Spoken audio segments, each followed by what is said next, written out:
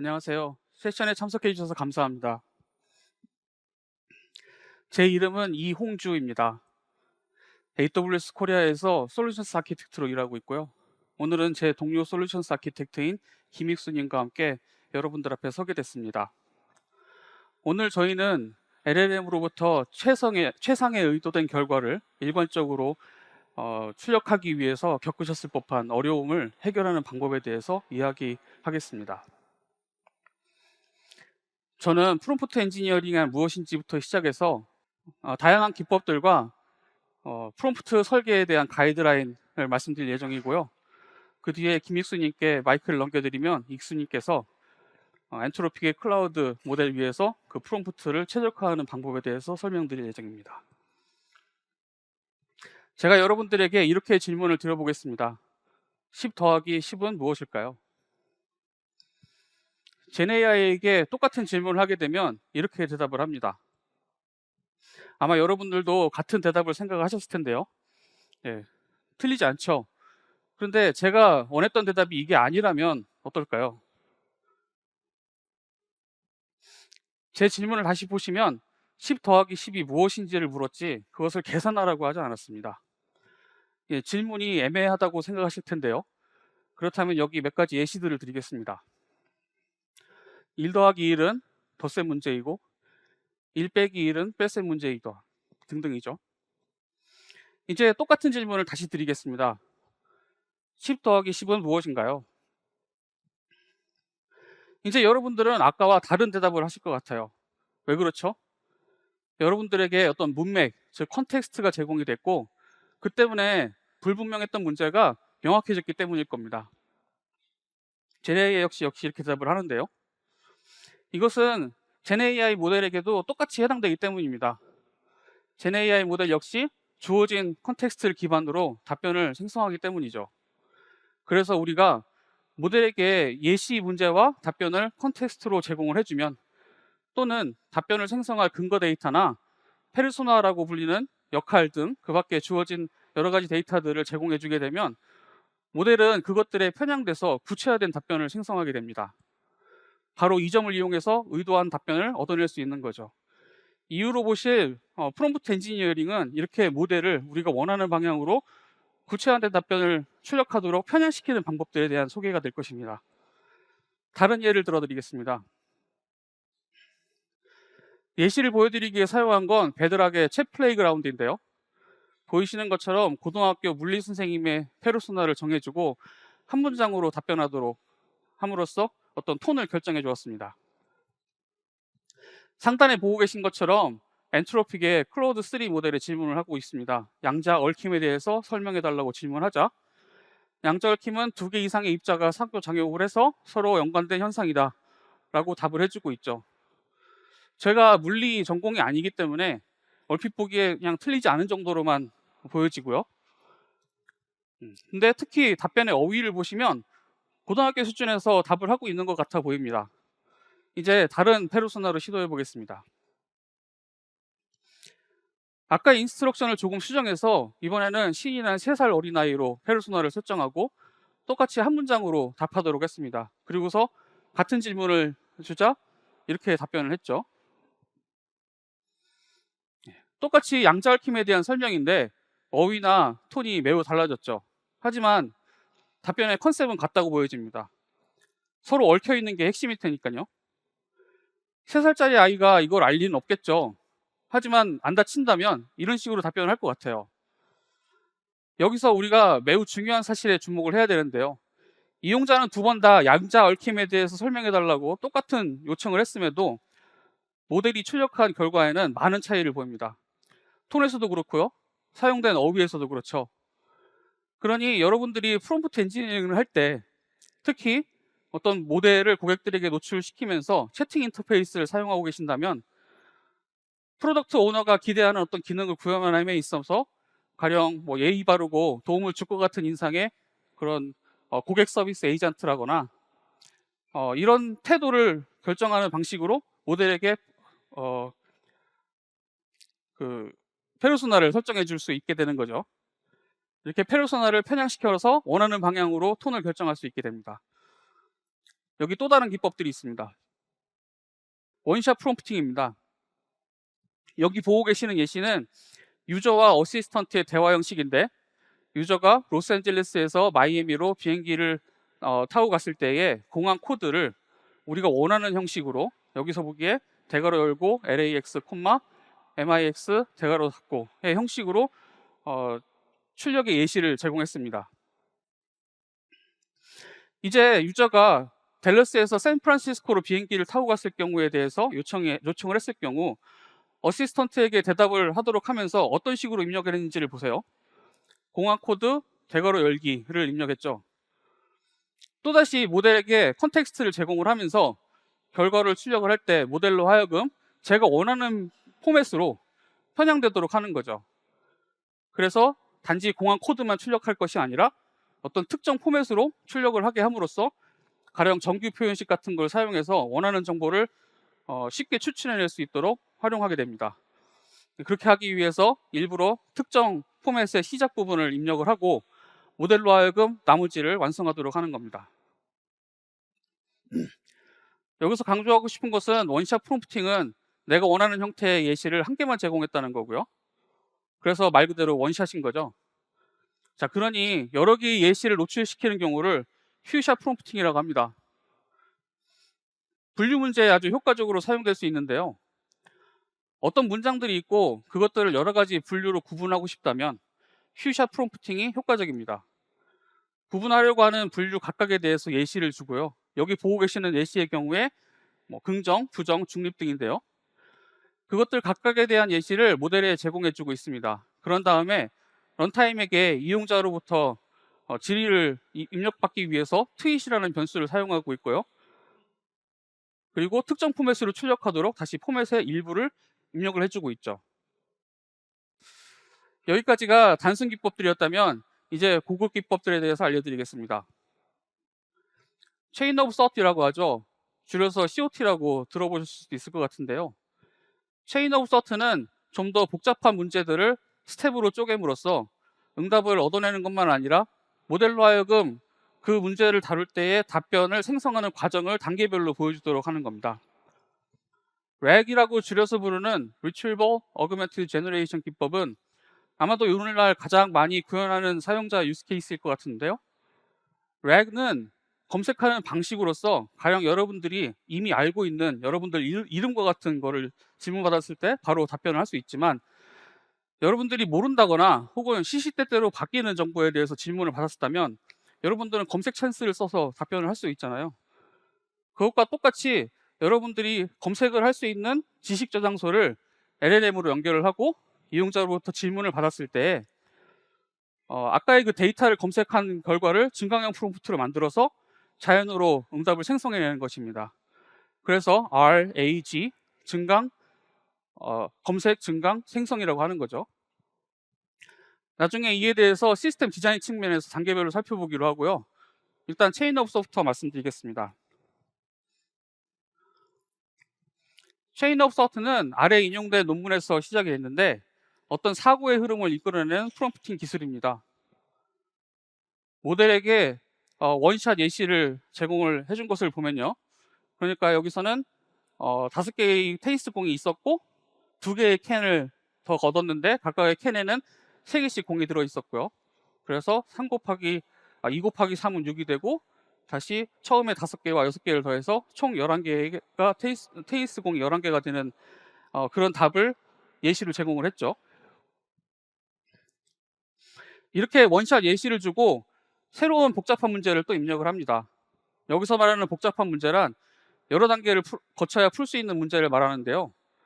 여기 새로운 복잡한 문제를 보면 카페테리아에 처음에 23개의 사과가 있었고요. 이 중에 20개를 점심 식사에 사용을 했고 다시 6개를 더 샀다면 최종 사과가 몇 개가 있나 하는 문제입니다. 보시다시피 모델의 답은 틀렸습니다. 27개라고 대답을 하고 있는데 23개가 처음에 있었고 그 다음에 20개를 썼으니 3개가 남았죠. 그 3개에 6개를 더해서 정답은 9가 되어야 됩니다. 자, 이걸 어떻게 제대로 고칠 수가 있을까요?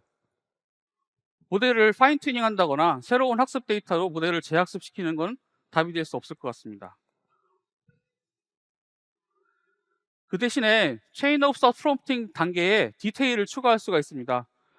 오른쪽에 보시다시피 똑같은 원샷 예시이고 동일한 질문인데 이번에는 모델이 정답을 출력하고 있죠. 어떤 차이가 있기 때문일까요? 오른쪽에 파란색으로 표시된 부분을 보시면 스텝들이 있는 게 보입니다. 로저가 5개의 공으로 시작을 해서 3개씩 들어있는 캔 2개를 얻었고, 그래서 총 6개가 추가되니까 결국에 5 더하기 6 해서 11개가 되는 그 과정이죠. 그렇습니다. 지금 우리가 보고 있는 것은 단순히 답만을 구하는 게 아니라 그 산출 과정까지도 추론하도록 모델을 편향시키고 있는 겁니다. 단지 구라는 결과값만이 아니라 그 산출하는 과정까지 포함시키도록 해서 이용자가 그 결과가 어떻게 산출되었는지 확인할 수 있도록 하는 거죠. 이런 COT 기법은 보편적으로 사용되고 있는데요. 이보다 더 발전된 체이닝 기법은 뒤에서 더 설명드리도록 하겠습니다. 이제 렉에 대해서 말씀드리겠습니다. 렉은 두 단계로 나눠 생각할 수 있는데요. 먼저 답을 구하기 위한 데이터 저장소를 구축하는 단계를 먼저 설명드리고요. 이후 슬라이드에서 질의를 처리하는 과정을 설명드리도록 하겠습니다. 첫 번째로 우리가 해야 될 일은 데이터 저장소를 만드는 일입니다. 여러분들의 문서를 처리하기 유리한 형식으로 인제스천해야 되는데요. 가령 우리가 웹사이트에 대한 FAQ를 만든다고 한다면 실제로 많이 구축되고 있는 렉의 유스 케이스이기도 하죠. 그럴 경우에 우리의 웹사이트를 크롤링을 해서 S3에 업로드해야 되는 거죠. 여기에 인제스천 오케스트레이터가 더해져서 그 문서들을 처리합니다. 그 문서들을 작은 단위의 청크로 쪼개고 임베딩 모델을 활용해서 단어들의 집합인 청크를 어떤 수학적인 기법인 벡터로 변환합니다. 이것은 벡터 데이터베이스를 활용하기 위함인데 벡터 데이터베이스에 저장하면 유사도 검색 같은 걸 쉽게 할 수가 있게 됩니다. 이제 저장소가 준비가 됐으니 쿼리 파트를 할 차례인데요. 여기서 렉이 등장하게 됩니다. 환불 정책은 어떻게 되나요? 같은 FAQ가 있다고 했을 때 그 질문은 일단 우리의 모바일 클라이언트에 입력이 되고요. 다시 쿼리 오케스트레이터에 전달이 될 겁니다. 앞서의 인제스천 오케스트레이터가 그랬던 것처럼 쿼리 오케스트레이터는 질의를 임베딩으로 변환하게 됩니다.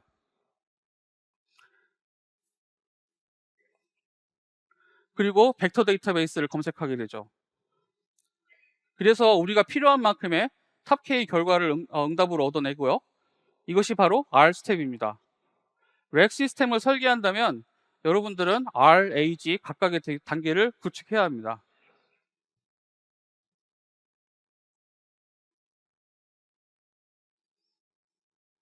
이제 A 스텝인 어그멘테이션, 증강 차례입니다. 증강형 프롬프트를 만드는데 이용자의 질문에 대해서 검색된 결과에 한정해서 응답을 만들어내는 겁니다. 증강형 프롬프트를 만드는 데 대해서는 여기서 더 깊이 들어가지는 않기로 하고요. 다만 증강은 프롬프트의 뼈대에 좀 전에 검색 결과와 이용자의 질의를 넣어서 최적의 자연 응답을 얻어내는 거라고 이해해 주시면 되겠습니다. 이제 그 증강형 프롬프트를 생성형 AI에 입력할 차례입니다. 바로 여기가 G 스텝이죠. 제너레이션, 생성의 G입니다. 우리가 요청한 질의에 대해서 아까의 그 검색된 결과를 바탕으로 자연어 형태의 응답을 생성하게 됩니다. 이렇게 렉의 설계까지 살펴봤습니다. 그 전에 체인 오브 서트에 대해서 알아봤고 고급 기법과 단순 기법들, 원샷, 퓨샷, 그리고 페르소나 설정이 매우 유용하다는 것까지 함께 보셨습니다. 이제 어떤 프로세스로 프롬프트 엔지니어링을 하면 좋은지 말씀을 드리도록 하겠습니다. 자, 여기 보시는 것은 여러분들이 활용할 수 있는 프롬프트 구성 요소들을 나열한 것인데요.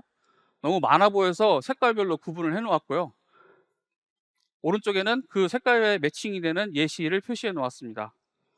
잘 보이시진 않겠지만 이 각각이 무엇인지보다는 전체적으로 봤을 때 일단 유저로 시작을 해서 하단에 어시스턴트로 끝나고요.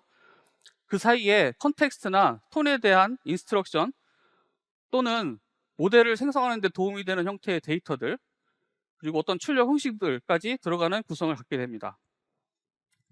11가지나 된다니 꽤 많죠. 하지만 모두가 필요한 것은 아닙니다. 이 중에는 반드시 있어야 되는 게 있는가 하면 거의 사용되지 않는 것들도 있습니다.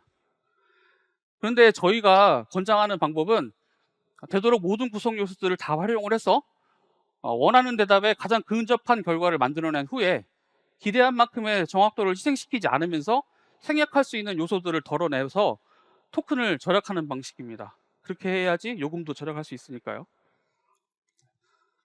그러니 여러 가지 방법들을 시도를 해서 실험을 반복하는 것이 결국에 최적의 프롬프트를 만들어내는 방법이 되는 거죠.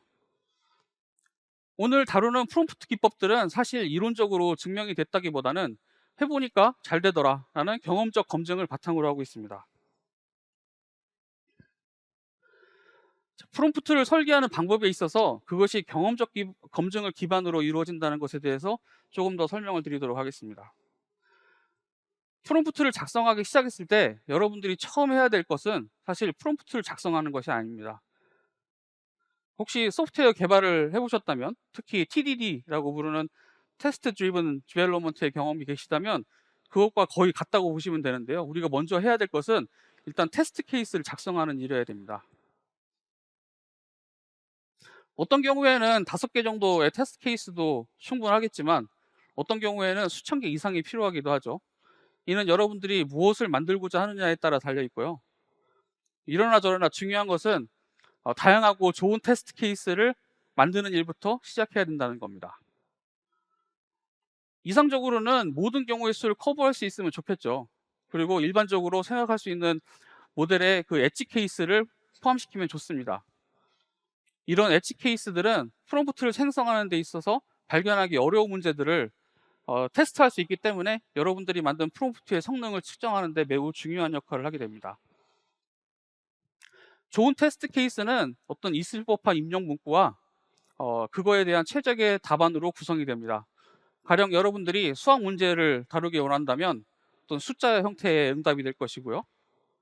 자유 형식의 글쓰기 같은 경우에는 LLM의 출력 전체를 정확하게 매치시킬 수는 없겠지만 내가 원하는 답변의 요지를 반영하고 있는지에 대해서는 평가할 수 있습니다. 이렇게 테스트 케이스가 준비됐다면 이제 프롬프트 초안을 작성할 차례입니다. 앞서 말씀드렸던 기법들과 이후에 소개하실 기법들을 활용하시면 되고요. 그렇게 작성된 프롬프트는 테스트 케이스를 검증을 하면서 어떤 부분이 잘 됐고 어떤 부분이 모자란지를 판단하면서 프로덕션에 적합한 정도가 될 때까지 반복하면서 수정합니다. 오늘 말씀드린 내용 중에 어떻게 보면 이 부분이 가장 중요하다고 할 수 있습니다. 이 같은 방법을 바탕으로 프롬프트를 개발하면 앞으로 설명드릴 것들을 각각 다 사용하지 않더라도 훨씬 좋은 결과를 만들어낼 수 있게 됩니다. 자, 지금부터는 익수님께 마이크를 넘겨드리도록 하겠습니다. 익수님께서 지금까지의 기법들을 클라우드 모델 위에서 최적화하는 방법들에 대해서 소개해 주실 예정입니다. 감사합니다. 감사합니다, 홍주님. 멋진 내용이었습니다. 저는 이어서 클로드 전용 프롬프트에 대한 내용으로 발표를 진행하게 될 솔루션스 아키텍트 김익수라고 합니다. 오늘 저희가 나누게 될 내용은 클로드 모델에 특화가 되어 있는데요. 클로드 모델은 안트로픽의 모델 패밀리이며 그중 가장 강력한 클로드 스트릿 모델 기준으로 진행하고자 합니다. 모델의 잠재력을 최대로 끌어올리고 그리고 어떻게 사용하는지에 대한 방법들을 알아보는 시간을 함께 가져보도록 하겠습니다. 먼저 명확하고 직접적으로 표현한 것입니다. 명확하고 직접적인 지시를 내렸을 때 클로드의 성능은 가장 높아집니다. 그래서 프롬프트의 황금률이란 말이 있는데요. 이 황금률은 나의 프롬프트를 다른 사람이 이해할 수 있냐라는 겁니다. 다른 사람이 이해할 수 있다면 모델도 이해하는데요. 이걸 확인하는 방법은 어렵지 않습니다. 여러분들 곁에 계시는 친구분에게 프롬프트를 가져가고 어떻게 지시를 수행하는지 지켜보면 됩니다. 만약에 우리의 소중한 친구가 나의 지시를 제대로 이행하지 못한다면 맹렬하게 비난한 후에 다시 프롬프트를 작성하시면 됩니다. 사람이 이해할 수 없다면 마찬가지로 모델이 이해할 수가 없다가 이런 모델의 특성입니다. 대형 언어 모델들의 이 획기적인 진보에는 아까 홍주님이 말씀하셨던 퓨샷 그리고 컨텍스트 러너가 있다는 것입니다. 이 강력한 기능들을 통해서 우리는 모델들을 다시 훈련하거나 미세 조정할 필요 없이 특정한 행동을 얻을 수가 있어요. 이를 활용하는 방법은 예시를 제공하는 것이 확실하고 명확합니다. 프롬프트 작업할 때 많은 분들이 종종 멈추는 곳이 추가적인 예시를 주는 곳에서 많이 발견이 돼요. 근데 사실 저희가 발견한 것은 그 반대입니다. 첫 번째, 두 번째, 경우에 따라서는 15번째 예시를 줬을 때 모델의 성능이 더 올라갔다는 것이죠. 그래서 혹시라도 여러분들께서 아직 희망하는 수준의 정확도를 모델에게서 얻고 계시지 못한다면 더 추가적으로 모델을 제공하는 것, 예시를 제공하는 것을 권장을 드리고 있습니다. 다음으로는 생각할 시간을 주는 겁니다. 마치 사람과 똑같죠. 실제로 사람도 생각할 시간을 주지 않으면 이 질문의 의도와 다른 방향으로 대답을 하게 됩니다. 그래서 마찬가지로 클로드에게 생각할 시간을 주는 거예요. 하지만 이 생각할 방법을 저희가 클로드에게 여러 가지 방식으로 할 수가 있는데요. 뭐 단계별로 생각하도록 만들거나 아니면 질문을 통해서 추론하게 만들거나 혹은 문제를 푸는 방식을 제공할 수도 있습니다. 하지만 오늘 여러분들에게는 클로드만의 방식을 좀 소개해 드리고자 합니다. 여기서 예시를 보게 되시면요. 클로드에게 대답하기 전에 이 생각하라는 XML 태그를 작성했습니다. 그 태그 안에서 클로드는 질문을 정리하고 생각하고 그런 다음 답변 XML 태그 내에서 결과를 출력하게 프롬프트를 작성합니다. 이런 방식으로 클로드에게 생각할 시간을 주면 아주 적은 양의 토큰으로도 정확도가 향상이 됩니다. 다음으로는 역할 지정하기입니다. 우리가 흔히 역할 프롬프팅이라고도 부르는데요. 이 역할을 클로드에게 부여하게 되면 클로드는 응답의 어조, 태도, 복잡성을 역할에 맞게 답변을 하게 되는 거죠. 앞서 홍조님께서 보여주셨던 유치원생이나 고등학교 선생님의 케이스도 이와 같은 케이스라 보시면 됩니다. 근데 저희는 이러한 역할 프롬프팅에는 다른 용도가 있다는 것이 밝혀졌습니다. 여기 예시를 보시면 단순하게 클로드 이 문제를 풀어줘라고 요청을 했을 때보다 클로드에게 너는 마스터 논리봇이야라는 역할을 부여하게 되면 실질적으로 사용자가 어떤 톤이나 어떤 태도를 유지하려고 하지 않더라도 정말로 정확도가 높아지고 문제 해결의 능력이 늘어났다는 거죠. 그래서 이러한 방식으로 역할을 부여하게 되면 실제적으로 모델에 영향을 줄 수 있는 좋은 방법입니다. 자, 여기까지 오기까지 오면서 많은 분들께서 알아차리셨을 것 같은데요. 제가 생각하는 많은 예시들에게서 XML 태그를 사용하는 것이 보이실 겁니다. 이것은 클로드에게 매우 특화된 것인데요. 클로드는 XML로 구조화된 데이터에서 아주 잘 작동하도록 훈련이 되었습니다. 특히 긴 프롬프트를 작성하거나 클로드가 답변을 특정한 방식으로 맞추도록 하려고 할 때 이 XML을 이용하는 것이 정말 많은 도움이 됩니다. 그래서 매우 간단한 예시를 보여드릴 건데요. 일반적으로 우리가 인공지능을 부를 때 이름 먼저 부르죠. 네, 뭐 헤이 클로드라고 이제 불러보겠습니다. 그 뒤에는 이메일이 내용이 들어간 게 보이실 겁니다. 실제로 모델은 메일이 어디서 시작을 하는지 모르고 어디서 끝나는지 모릅니다. 그러다 보니 프롬프트를 통해서 추론을 하게 되면 앞에 자기 이름을 부르는 것까지 예시를 통해서 나타내 주게 되는 거죠. 친애하는 클로드 이렇게 되는 거죠. 우리는 이걸 원하지 않습니다. 이런 방법을 위해서 우리가 제공해 드린 것이 태그를 이용한 방법입니다. 그래서 실제로 태그를 이용해서 메일이 어디서 시작하고 메일이 어디서 끝났는지 클로드에게 알려줄 수만 있다면 그걸 통해서 더 좋은 결과, 더 좋은 응답을 받을 수가 있습니다. 자, 또 다른 방법은 출력 형식을 지정하고 클로드를 대신해서 말하는 방법입니다. 여러분들께서는 때로는 클로드가 생성한 결과물을 사용자에게 보여줄 때 전처리하고 후처리가 유용한 형식으로 혹은 구조로 응답하도록 만들고 싶을 때가 있을 겁니다. 근데 클로드는 응답을 잘 만들어주긴 할 텐데요. 이 대형 언어 모델들의 특징 중에 하나가 긴 서론을 먼저 쓴다는 겁니다. 이렇게 되면 이 구문 분석이 어려워지고 필요하지 않은 부분에 토큰이 낭비가 되어 지연 시간이 발생하고 비용이 낭비가 되죠. 이거는 우리 누구도 원하지 않습니다. 그래서 우리가 클로드에게 할 수 있는 일이 뭐냐면 대답의 시작을 중괄호로 여는 것입니다. 그렇게 되면 우리가 클로드를 통해서 알려주게 되는 것은 이 제이슨 형태로 출력을 하되 서문을 작성하지 말고 생각할 필요가 없다는 것을 아주 간단한 중괄호 여는 방식으로 저희가 설명을 하게 된 겁니다. 이러한 방법은 클로드의 응답을 편향시켜서 출력에서 특정한 행동을 강제하는 데 아주 좋은 방법이라고 볼 수 있습니다. 자, 언어 모델을 사용하는 개발자들로부터 가장 흔히 하는 질문이 환각 현상, hallucination을 어떻게 처리하냐입니다. 환각에 대처하기 위해 할 수 있는 방법들은 많이 있지만 클로드와 함께 작업할 때는 세 가지로 먼저 시작하는 것이 좋습니다. 첫 번째는 클로드에게 모르겠으면 모르겠다고 대답을 할 수 있는 권한을 주는 겁니다. 사람들도 마찬가지로 대답하라고 강요를 하게 되면요, 실제로 생각을 하기보다는 추측성에서 대답을 하는 거죠. 클로드에게도 마찬가지입니다. 모른다고 대답할 수 있는 권한을 주게 되면 환각을 일으킬 현상이 조금 더 줄어듭니다. 두 번째는 클로드에게 확실한 경우에만, 첫 번째랑 맥락이 좀 비슷할 수도 있는데요, 확실한 경우에만 대답을 하게 만드는 거예요. 그래서 자기가 대답하기가 좀 불편한 상황이 된다고 한다면 환각 현상을 일으키는 빈도도 조금 더 줄게 됩니다. 세 번째 같은 경우는 첫 번째와 두 번째를 모두 수행한 이후에 하시는 것을 추천을 드려요. 클로드가 즉시 대답을 하는 대신에 인용구를 통해 가지고 이 인용구 기반으로 답변을 하도록 만들어 주는 겁니다.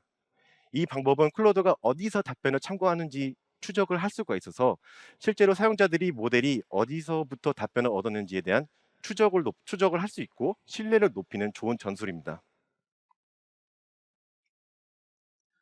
다음으로는 이제 프롬프트 인젝션 및 적재적 프롬프팅입니다. 환각 현상 이외에도 개발자들이 자주 하는 고민들이죠.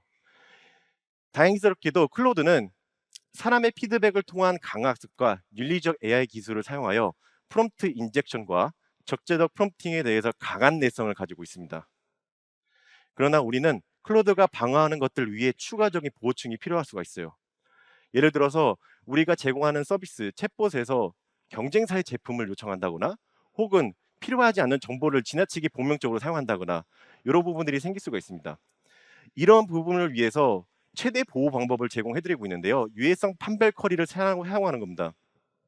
클로드 3 하이쿠 모델이나 클로드 인스턴스와 같은 이 작고 빠르고 저렴한 모델을 이용해서 사용자의 입력을 미리 판별하고 답변에 노출되기를 우려하는 컨텐츠가 존재하는지 먼저 판단하는 방법입니다. 이렇게 보호층을 하나 더 씌워주는 방법을 통해 가지고 모델이 우리가 의도한 방향대로만 움직일 수 있도록 만들어주는 것이 좋은 방법입니다. 자, 이제 고급 프롬프팅 기법으로 조금 더 재밌는 부분으로 넘어가겠습니다. 저만 재밌는 게 아니라 여러분들께도 참 재밌는 세션이 되었으면 좋겠는데요. 이어서 진행을 하도록 하겠습니다. 첫 번째로는 이 프롬프트 체이닝에 대한 얘기를 해볼게요. 프롬프트 체이닝은 클로드에게 우리가 제시를 내릴 때 한 번에 여러 가지 작업을 수행하도록 요청한 것이 아니라 이러한 작업들을 독립적으로 각각 분해해 가지고 나누어서 요청하는 방법입니다. 이렇게 하는 이유는 사람도 비슷한데요, 한 사람에게 한 번에 너무 많은 작업을 요청하게 되면 그 안에서 실수할 가능성이 높아집니다. 앞에 예시를 통해서 조금 더 자세하게 설명해 드릴게요. 현재 우리가 프롬프트 안에는 여러 사람들의 이름이 있습니다.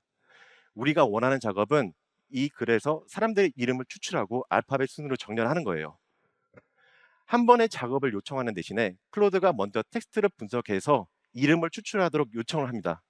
그런 다음 체이닝으로 클로드에게 추출된 이름을 알파벳 순으로 정렬하도록 요청을 연결을 하는 거죠. 이렇게 하면 토큰과 비용은 거의 늘어나지 않으면서 신뢰성과 정확도가 크게 향상될 수 있습니다. 다음으로는 긴 프롬프트를 효과적으로 다루기 위한 방법입니다. 클로드가 정말 멋진 점 중에 하나는 무려 20만 개의 컨텍스트 윈도우를 지원하고 있다는 점입니다. 그러나 만 개 이상의 혹은 만 토큰 이상의 되는 프롬프트를 다룰 때에는 이 특별한 관장 사항이 몇 가지가 있습니다. 첫 번째로 긴 문서에 대한 질문을 하는 경우에는 문서를 먼저 넣고 그 다음에 질문을 넣는 게 좋습니다. 실제로 많은 사용 사례와 논문에서 질문이 뒤에 위치할 때 응답의 품질이 좋다는 결과가 나왔습니다. 두 번째로는 데이터나 문서가 길다면 XML 타그를 사용하는 것이 좋고요. 세 번째로는 클로드에게 먼저 문서에서 관련 인용구를 찾도록 한 다음 해당 관련 인용구에만 관련해서 답변하도록 요청하는 것이죠. 네 번째는 클로드에게 문서를 주의 깊게 읽어보라고 시키는 겁니다. 생각할 시간을 주는 거죠. 아까 말씀드렸던 것처럼. 그리고 마지막으로 다른 것들과 마찬가지로 클로드에게 예시를 제공하는 것이 정말로 유용합니다. 근데 긴 문서를 다룰 때는 많이 고민을 하세요. 이미 내가 긴 문서를 통해서 많은 토큰을 소모하고 있는데 그만큼의 토큰을 소모해야 되냐라고 고민이 많으실 텐데요. 실제로 우리가 여기서 할 수 있는 것은 이 질문과 답변을 미리 문서에서 샘플링을 해가지고 예시로 사용하는 겁니다. 그러면 완전히 새로운 문서를 추가하지 않아도 클로드에게 제공하는 예시로 사용할 수가 있다는 거죠. 자, 여러분들께서는 아마도 에이전트, 함수 호출, 그리고 도구 사용에 대해서 들어본 적이 있을 겁니다. 원래 이 용어들 사이에는 약간의 차이가 있는데요. 오늘은 이에 대해서는 자세히 다루지 않고 혼용해서 사용하겠습니다. 함수 호출 또는 도구 사용을 통해 클로드를 기능을 향상시킬 수 있는 방법인데요. 답변을 참조할 수 있는 외부 함수를 프롬프트에 결합하는 것을 의미합니다. 클로드는 이런 함수를 직접 호출하지는 않습니다. 다만 클라이언트에서 어떻게 호출을 할 건지 그리고 적절한 함수를 호출하게끔 만들어준다라고 보시면 되겠습니다. 어떻게 동작하는지 간단하게 예시를 들어볼게요. 프롬프트를 실행하기에 앞서 먼저 우리는 클로드가 접근할 수 있는 도구에 대한 이름과 해당 도구를 사용하는 방법에 대한 이 명세를 작성해야 됩니다. 여기 예시에서는 getWeather라는 도구를 제공하고 있고 음악을 재생할 수 있는 플레이뮤직이라는 도구가 있다고 가정할게요. 그런 다음 지금 서울의 날씨는 어떻습니까? 라는 질문과 함께 앞서 작성한 도구들의 정보들을 이 프롬프트와 함께 결합하게 됩니다.